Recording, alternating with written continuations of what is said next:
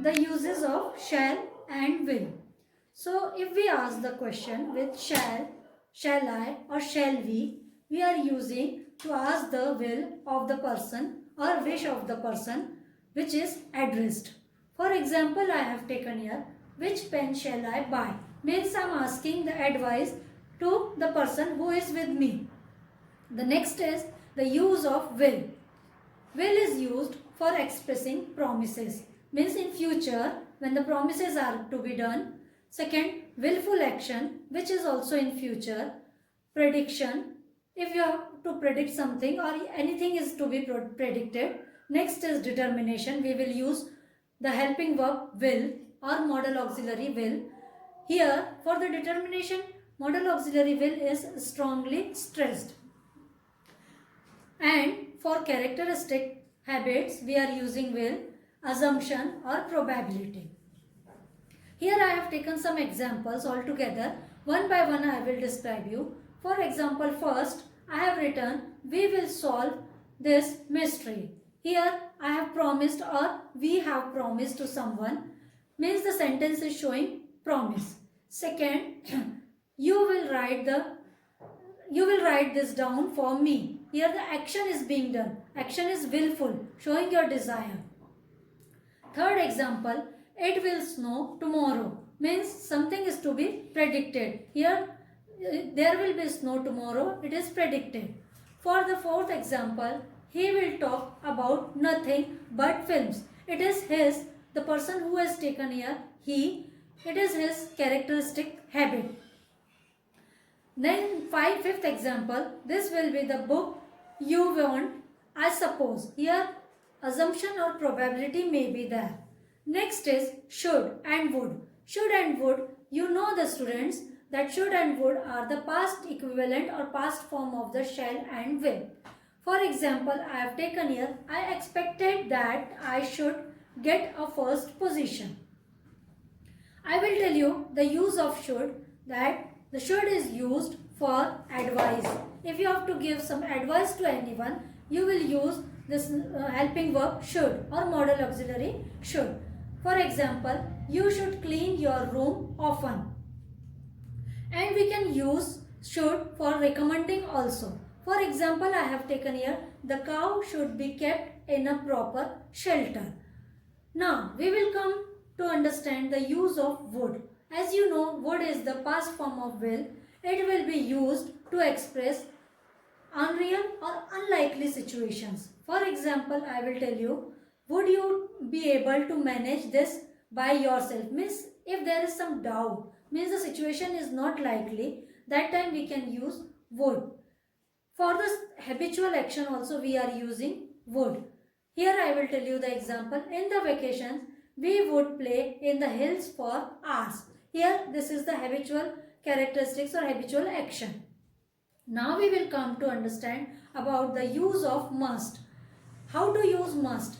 We will use must to express an obligation or necessity. No other option is given there or no other option is provided there. That time we will use must. For example, you must go away right now. Now we will understand about the use of must. So my dear student, where to use must? I will tell you, must is used to express logical certainty. For here I have taken example, she must have left already. Now I would like to clear you that must has no past form. Hence, whenever you have to show the past tense or the sentence is in past, you have to use had to. For example, I have taken here, yesterday we had to get up early. We will not refer it like that. Yesterday we must have to get up early. This will be wrong. Next auxiliary, modal auxiliary is ought to. Whenever you have to express moral obligation or desirability, you have to use ought to. For example, we ought to know better. Now, the second use of ought to is to express probability.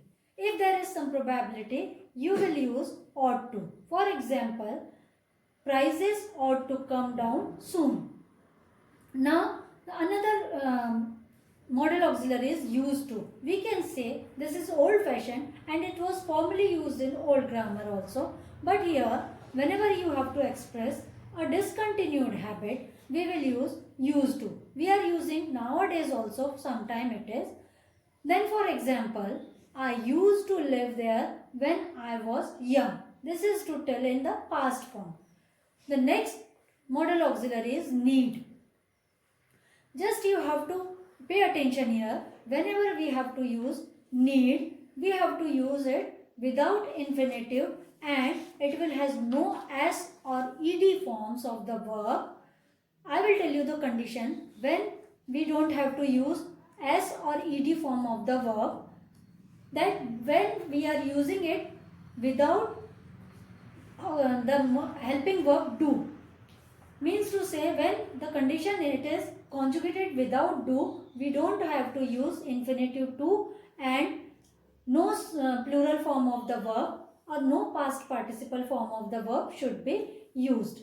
I will tell you to mention that here whenever you are using without infinitive or without helping verb do, you have to use this in the semi-negative words like scarcely and hardly, or you can use it in negative and interrogative sentences. But my dear students, if the condition is that it is conjugated with helping verb do, the need has usual forms like needs, needed, and you have to use infinitive to. Generally, you may know that whenever you are using infinitive to or preposition to, after to, we have to use only V1 form of the verb, not a past and past participle form of the verb. Whenever we are using it with to infinitive, we will use it in negative and interrogative sentences, and sometimes it is also occurs in affirmative sentences also.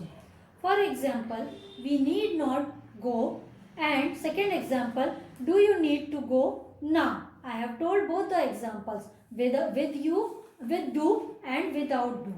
The next model auxiliary is dare. I will tell you the meaning of dare is to be brave enough to. Here also, no plural form of the present tense is used with third person singular. For example, I have told you, he dare not take such step. Here subject is he, which is third person singular. You have to use dare, not dares. And second, he doesn't dare speak to me. Here we have used helping verb doesn't, but with doesn't we have used infinitive to. Similarly, like need, some conditions are applied here. Whenever you are using without do, infinitive to is not used and s or ed form of the verbs are not used. It is also used for negative and interrogative sentence. But my dear students, whenever you are conjugated it with do or does, it has first form of the verb, and when you are using does or do, you will use infinitive to also. My dear students, my previous videos of the model auxiliary parts are in the description box. Please check it down.